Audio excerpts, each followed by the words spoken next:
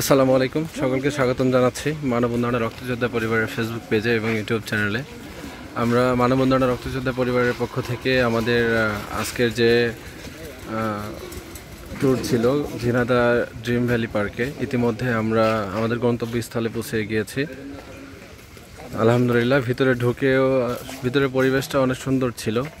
আমাদের মানবিক কাজের পাশাপাশি হয়তো সবসময় মানবিক কাজে ব্যস্ততা থাকি সবসময়, তো এর মধ্যেও নিজেকে একটু সময় দেওয়ার উদ্দেশ্যেই আমাদের এই ব্যতিক্রমী কিছু চিন্তাভাবনা মাথায় ছিল।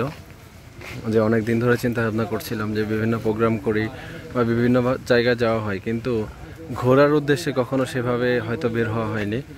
তো যার কারণে আমরা কিছু সংখ্যক যারা কাজের ব্যস্ততার মধ্যে অনেকেই আসতে পারিনি কাজের ব্যস্ততার কারণে, ইতিমধ্যে আমরা 12-13 জন মতো আলহামদুলিল্লাহ ঝিনাইদহে অবস্থান করছি। সকলে দোয়া রাখবেন আমাদের জন্য, যাতে আমরা সুন্দরভাবে আবারও বাসায় পৌঁছাতে পারি। দেখা হবে সামনে নতুন কোনো একটা ভিডিওতে। আসসালামু আলাইকুম।